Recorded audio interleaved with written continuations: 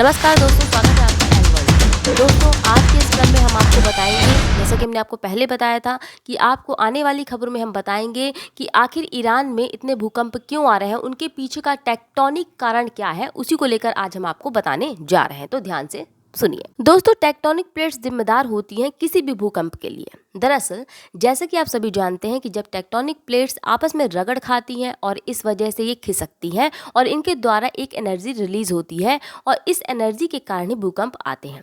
अब चलते हैं ईरान की टेक्टोनिक प्लेट्स की तरफ।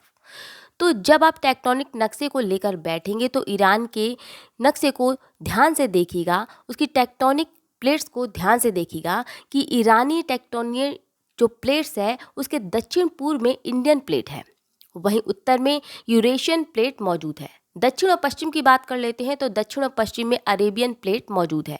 यहाँ अरेबियन प्लेट के पास में ही जाग्रोस फोल्ड और थ्रस्ट बेल्ट भी मौजूद है, जो कि एक प्राचीन सबडक्शन जोन है।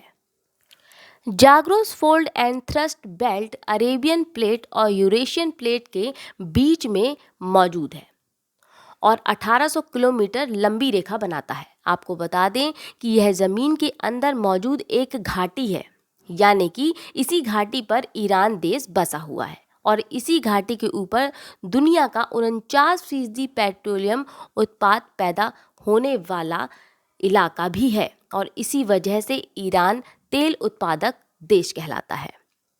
तो अब आप समझ पा रहे होंगे कि ईरान कैसी घाटी पर बसा है।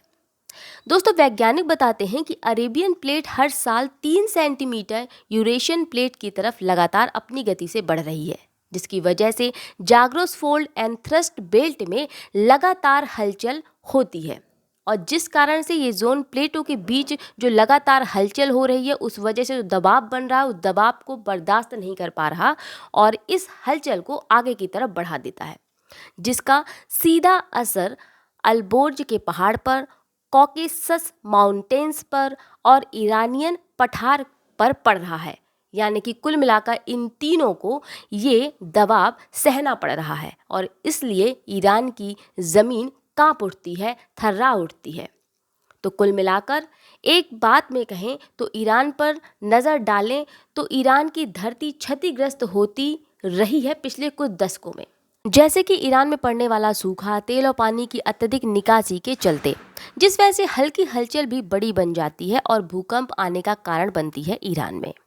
दोस्तों, ईरान में भूकंप से अभी तक जो सबसे बड़ी तबाही आई थी, जिसे आप सबसे ज़्यादा भयानक भूकंप कहेंगे, वो 1990 साल का था, जिसमें भूकंप की तीव्रता 7.7 रही और जिसके द्वारा 50,000 से ज़्यादा लोग मारे गए थे और हज़ारों की संख्या में लोग घायल भी हुए थे। और अभी हाल ही में भूकंप 30 नवंबर 2022 को ईरान की रेगिस्तानी ज़मीन पर फिर से दस्तक दे चुका है।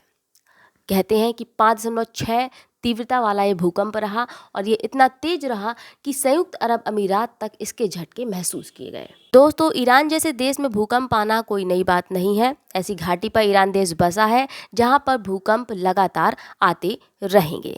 फिलहाल इसके पीछे का टेक्टोनिक कारण क्या था वो भी हमने आपको इस खबर में बताया। फिलहाल इस खबर में इतना ही और खबर के लिए जुड़े रहिए हमारे चैनल एन वर्ल्ड से। फिर मिलेंगे नई रिसर्च, नई खबरों के साथ। नमस्कार।